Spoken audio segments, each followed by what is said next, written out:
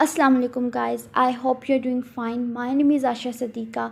और अगर आप इस चैनल पे न्यू अभी तक सब्सक्राइब नहीं किया, डू सब्सक्राइब माय चैनल और शेयर और लाइक करना मत भूलिएगा और कमेंट भी ज़रूर करिएगा। जो भी आपका क्वेश्चन है, आपको कैसी वीडियो लगी और आप मज़ीद किस टॉपिक में वीडियो चाहते हैं, वो सब। और आपके सब्सक्राइब और आपके ये व्यूज़ लाइक्स से ही एक सपोर्ट मिलता है कि अच्छा हमने ये काम करते रहना है, और उसी लिए कर रही हूँ।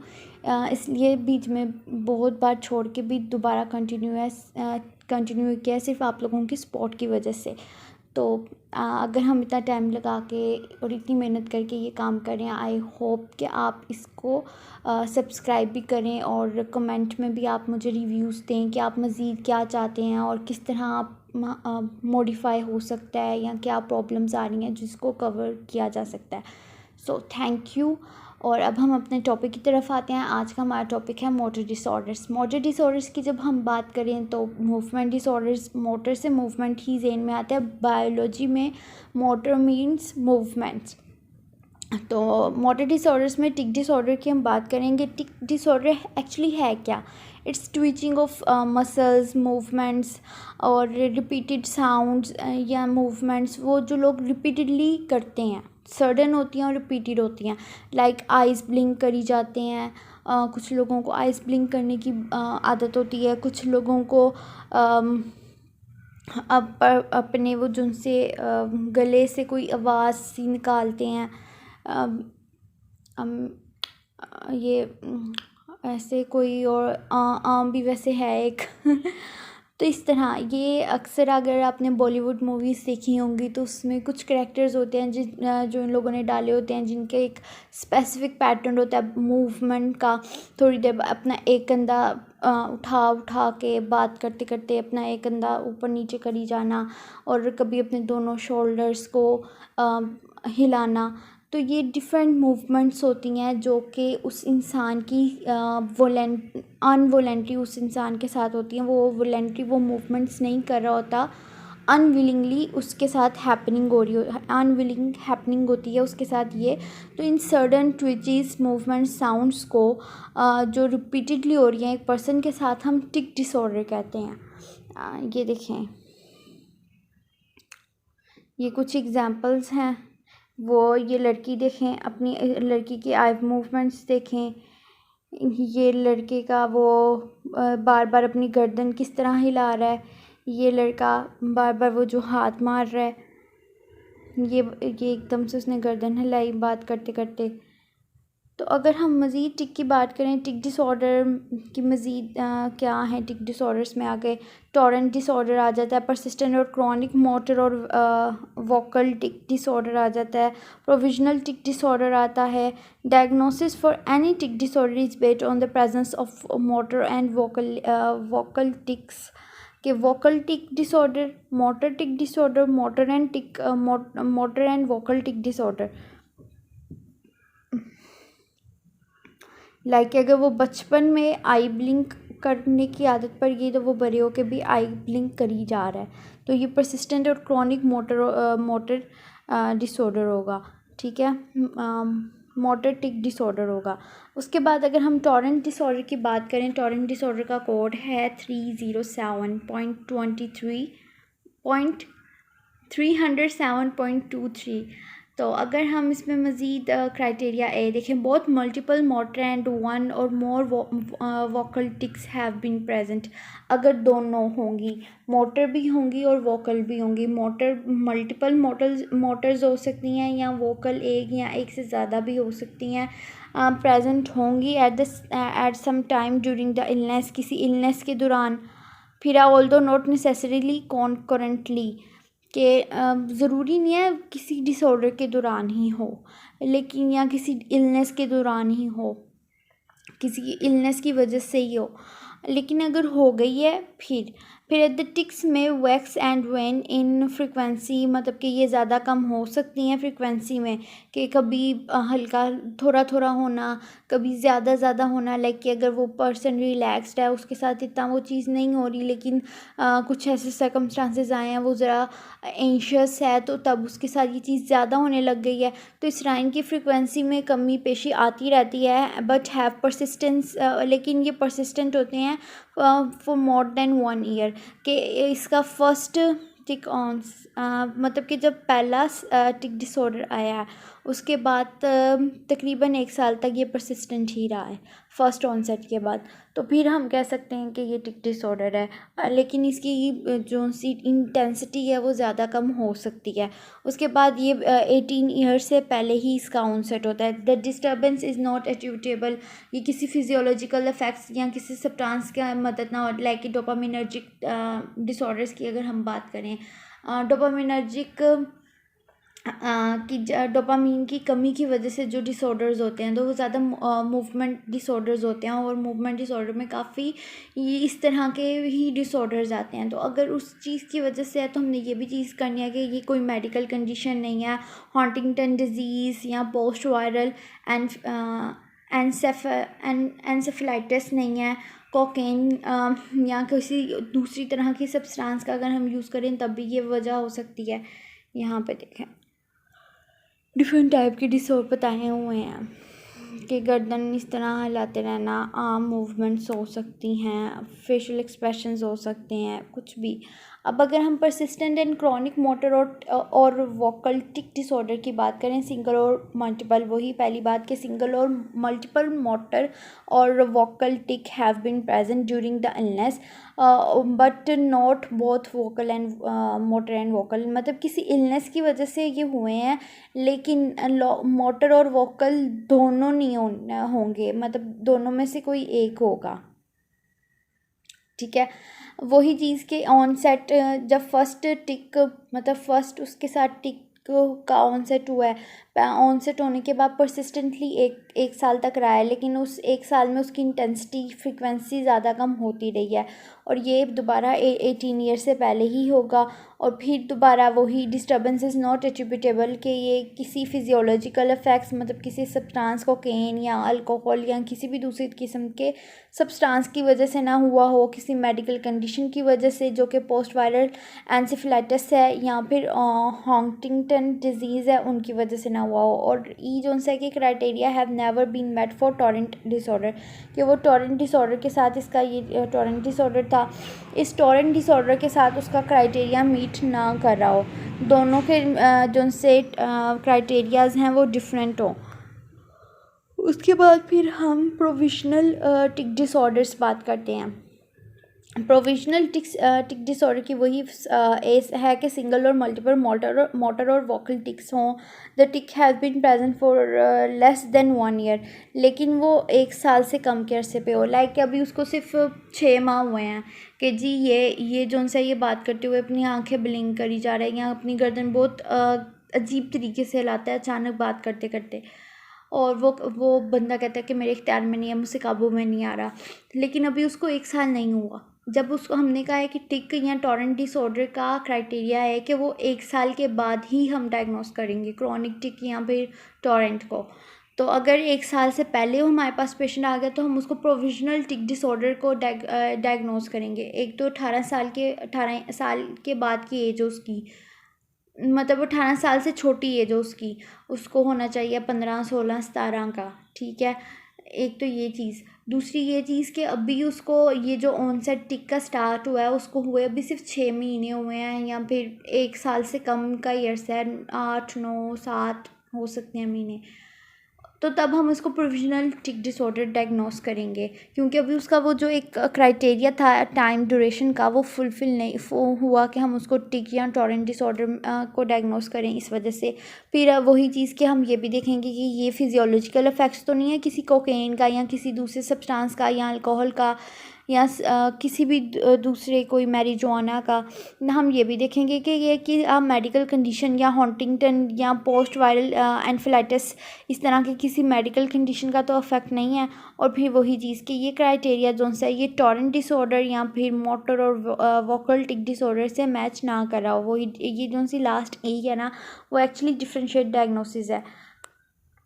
उसके बाद हम अगर इसके रिस्क फैक्टर्स और प्रोग्नोस्टिक फैक्टर्स देखें, लेकिन उससे पहले हम एक बार टिक और टॉरेंट का बेसिक डिफरेंस देखते हैं। तो इसका बेसिक डिफरेंस यही है कि दोनों में टॉरेंट जोन्स है, टॉरेंट में वोकल और मोटर दोनों होंगे। अगर वोकल और मोटर दोनों ही टिक्स हैं तो फिर हम उसको टॉरेंट डिसऑर्डर कहेंगे। और हम परसिस्टेंट और क्रॉनिक, और ये टॉरेंट डिसऑर्डर में बोथ हैं, both multiple motor and one or more vocal tic has been present. ये सिम्टम है कि ये टॉरेंट में दोनों होंगे। परसिस्टेंट क्रॉनिक या फिर मोटर एंड वोकल, मोटर और वोकल कि इसमें या तो मोटर होगी या तो वोकल टिक डिसऑर्डर होगी, दोनों इसमें नहीं हो सकती। ठीक है। बी में, सी में हमने बात की, सी में हमने कहा कि टिक डिसऑर्डर का अगर टाइम ड्यूरेशन मैट नहीं कर रहा, 1 साल पूरा नहीं हुआ, तो हम उसको मोटर वोकल टिक डिसऑर्डर नहीं कह सकते, ना टॉरेंट डिसऑर्डर कह सकते हैं, क्योंकि उन दोनों का टाइम ड्यूरेशन है 1 ईयर। तो फिर हम उसको डायग्नोस करेंगे प्रोविजनल टिक डिसऑर्डर कि अभी हमारा उनका क्राइटेरिया मैच नहीं हुआ, तो इसलिए हम प्रोविजनल उसको डायग्नोस करें। उसके बाद जो हमारा डी है वो है diagnosis for any tic disorder is based on presence of motor and और वोकलिटीज़।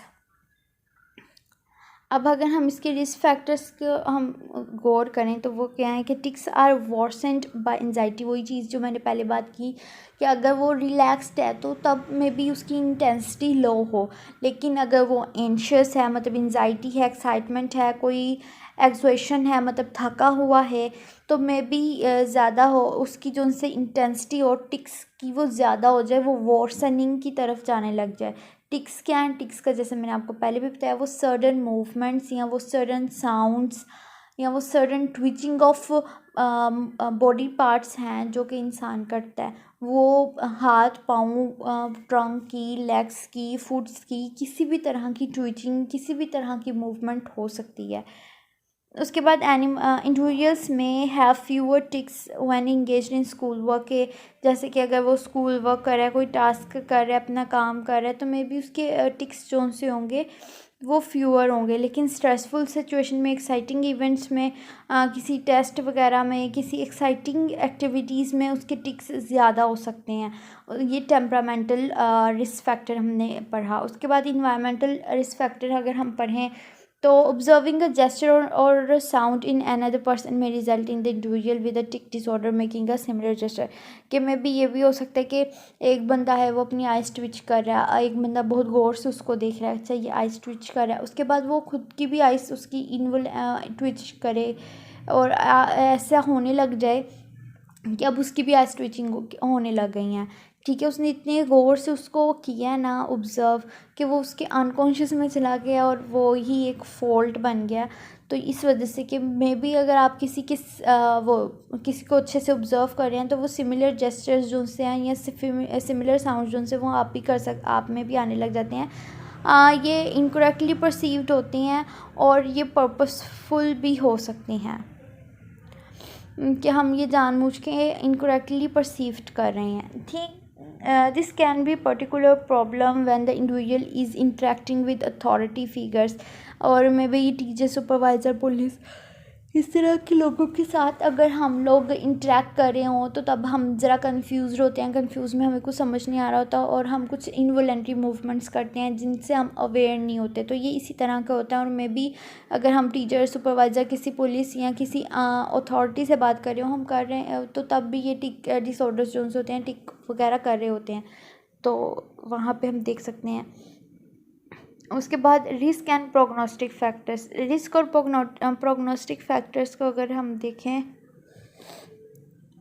अब अगर आप इस वीडियो में देख रहे हैं तो वो जो अपनी एक एक्सप्रेशन फेस का बनाता है वो उसकी बस में नहीं है, ठीक है, लेकिन वो बन जाता है, वो इनवॉलेंटरी है, वो जानबूझ के नहीं बनाता। अब है genetic and environmental factor influenced tick symptoms, expression in severity के ये जेनेटिक भी हो सकते हैं, फिजियोलॉजिकली भी हो सकते हैं। तो ये एक्सप्रेशंस एंड सेवेरिटी को कंट्रोल करते हैं। और अगर ये एक्सप्रेशंस में आ रही हैं, सिम्टम ऑफ एक्सप्रेशन में आ रही हैं, फेस एक्सप्रेशन में इस तरह के, तो में भी चांसेस हैं कि वो जेनेटिक हैं या फिर इन्वायरमेंटल फैक्टर्स हैं। उसके बाद important risk alleles for Tourette disorder and rare genetic variations in family with tic disorders have been identified, कि देखी गई हैं जेनेटिक वेरिएंट्स की वजह से फैमिलीज़ में टिक डिसऑर्डर। और obstetrical complications, older paternal age के अगर ज़्यादा पेरेंट्स की ज़्यादा एज हो और लो बर्थ वेट हो या मटरनल स्मोकिंग हो, प्रेगनेंसी के दौरान अगर माँ स्मोक करती हो, तो इस तरह की चीज़ें देखने पे आ सकती हैं। टिक जो है वो में भी उसकी सिवियरिटी ज़्यादा हो जब बच्चे पे डेवलप हो या बच्चे में हो गया हो, क्योंकि ये बिफोर 18 होता है। उसके बाद हम इसकी प्रेवलेंस की बात करते हैं। इसकी प्रेवलेंस में हम ये देखते हैं कि टिक जो है वो चाइल्डहुड मतलब वही चीज़ के बिफोर 18 होता है, तो ये चाइल्डहुड में कॉमन है बस।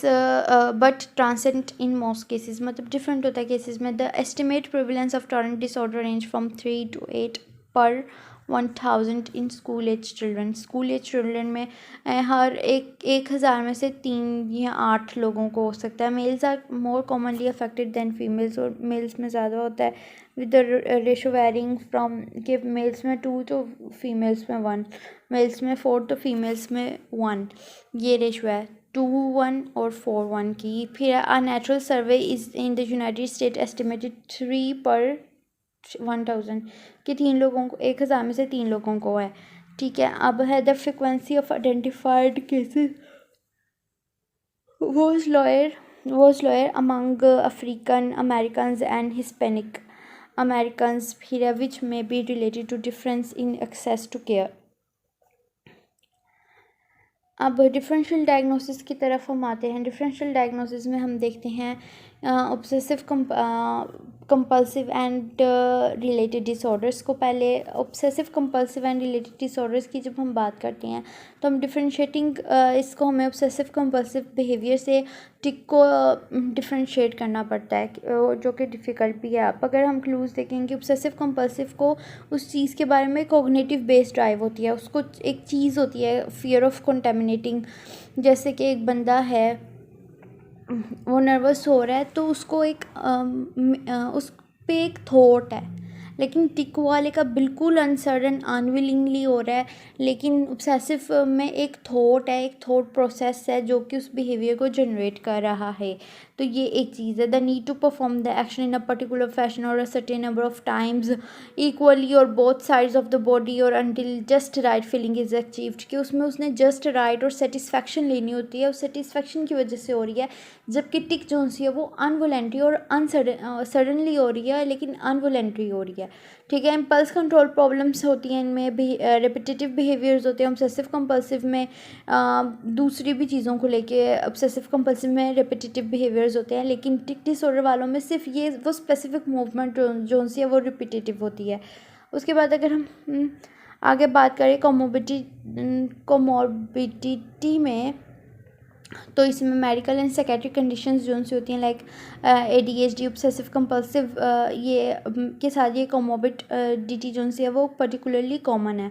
ऑब्सेसिव कंपल्सिव जो से सिम्टम्स हैं observed during tic disorder tend to be characterized by more aggressive symmetry and other symptoms and poor response to pharmacotherapy with selective serotonin reuptake inhibitors। में भी टिक डिसऑर्डर ऑब्सेसिव कंपल्सिव में किसी pharmacotherapy मतलब कि किसी मेडिकेशन की वजह का साइड इफ़ेक्ट की वजह से वो हो रहा है, किसी साइड इफ़ेक्ट की वजह से इंड्यूस हो रहा है। चिल्ड्रन विद ADHD में demonstrate disruptive behaviour, social immaturity, learning difficulties that may interfere with academic progress and interpersonal relationship, lead to the greater impairment that can caused by the tic disorder। कि ADHD का क्या होता है, disruptive behaviour होती है, social immaturity, और काफ़ी problems होते हैं, एकेडमिक प्रोसेस भी नहीं अच्छी होती, इंटरपर्सनल रिलेशनशिप्स भी नहीं अच्छे होते, और ये सब कुछ इम्पेयरमेंट्स हैं, और ये इम्पेयरमेंट्स जो सी होती हैं मे बी टिक डिसऑर्डर की वजह से या टिक डिसऑर्डर हो जाए इनकी वजह से। उसके बाद है मेडिकेशन में हम देखते हैं हम नॉर्मली टिक को रिड्यूस करने के लिए, उसके सिम्टम्स को या इसको कंट्रोल करने के लिए मेडिकेशन लेते हैं। उस मेडिकेशन में हम क्या करते हैं, हम डोपामीन को ब्लॉक या लेस करते हैं। उसके लिए हेलोपेराडोल है, फिर रिस्पेरिडोन है, पिमोजाइड है, जो कि टिक्स को कंट्रोल कर सकता है। और इसके पॉसिबल साइड इफ़ेक्ट्स जो से होते हैं, हाइपोटेंशन होती है, वेट गेन होती है, इनवॉलेंटरी मूवमेंट्स। अच्छा, थैंक्स फॉर वॉचिंग।